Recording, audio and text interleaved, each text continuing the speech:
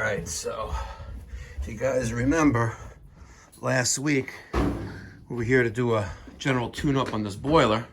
He's got an old 40-gallon natural gas water heater, and this boiler's got a hole above the water line, and most of the steam's going up the chimney, as you can see in this video right there. I think they're electing a new pope. So I'm gonna take some shots. I got Godzilla, aka the Exterminator. Yes, sir. Ladies, he's single. And it's a little before 9 a.m. We have to run to supply house. They forgot to give us the steam trim for the Burnham boiler, of course. So stay tuned. It's got that heat exchanger there. We're gonna keep that.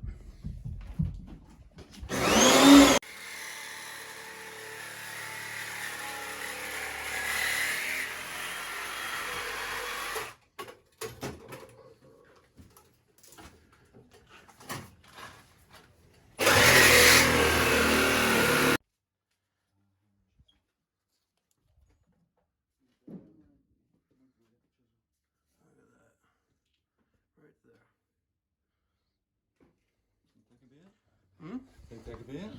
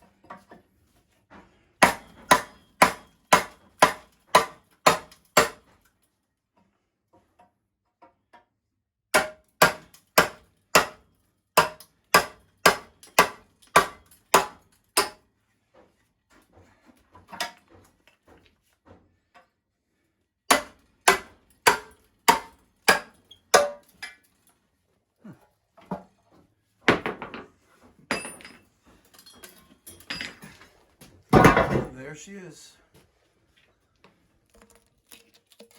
It's like paper. No epoxy. Yeah, put some epoxy on that and put it back together for him.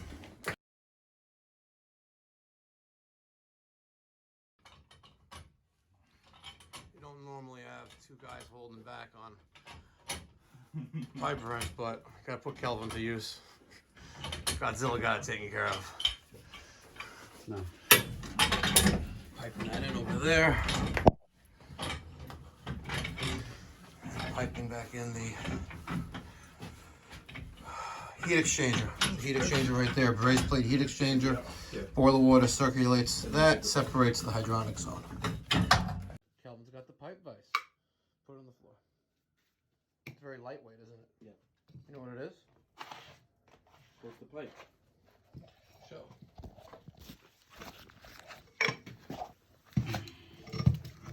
Look at that, works with 1.25" piping.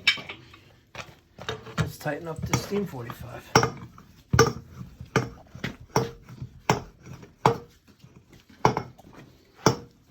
Yeah, I'm not that impressed. Are you impressed, Kelvin? It's not holding down anything. No, it's not really holding it. Now it is. Let's see.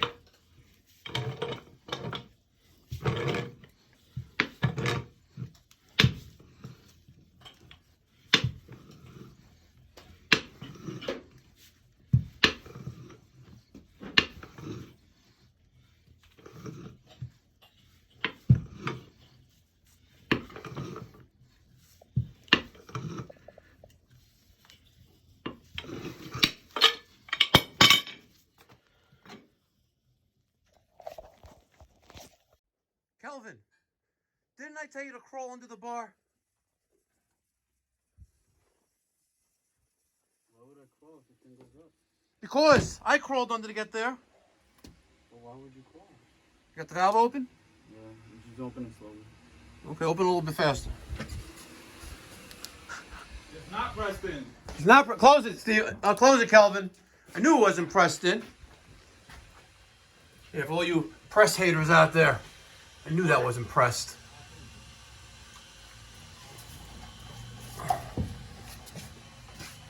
Now I gotta make sure that's all the way in now.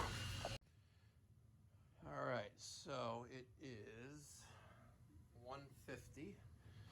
We did start a little late, closer to 9 o'clock, but the new Burnham SIN5 is installed. The A.O. Smith 50-gallon water heater is installed. And I want to show you guys one way to pipe in hydronic heating off the bottom of a boiler. And here is a T coming off the right side of the boiler. And at the left side is another T with our water coming in, incoming water. And you see we got a circulator there. And on the other side, we have this plate. It's called a Brazed plate heat exchanger. And the boiler water circulates through it. And then the opposite side of this plate is our hydronic zone, which has its own circulator. And as you see, it even has an expansion tank. It has a pressure reducing valve.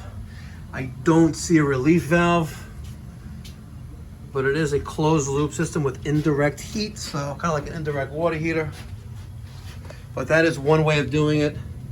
There is an aquastat there, which I don't know. Again, I repiped the existing hydronic zone with the heat exchanger to this boiler, but this boiler is set as long as the boiler is hot. When the thermostat for this basement is on, you know, it's not, the thermostat in the basement is not going to turn this boiler on.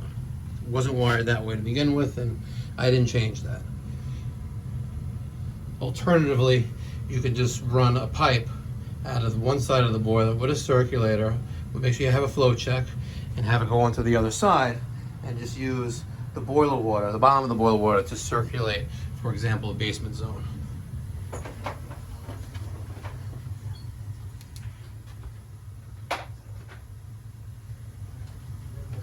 Kelvin's getting the Testo 320 ready. We're going to do a combustion analysis like we do with every service call and, of course, every installation. Take a look. If you notice, my boiler water's got a tint of lime green to it. We add surge master to it. It helps give more drier steam, and it helps it be a little more efficient. Helps prevent surging and things like that.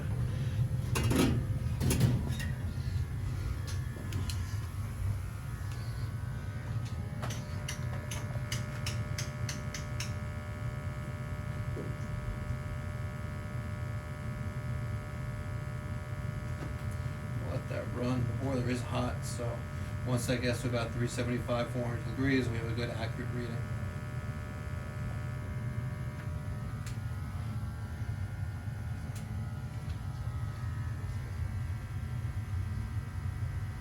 There we got it.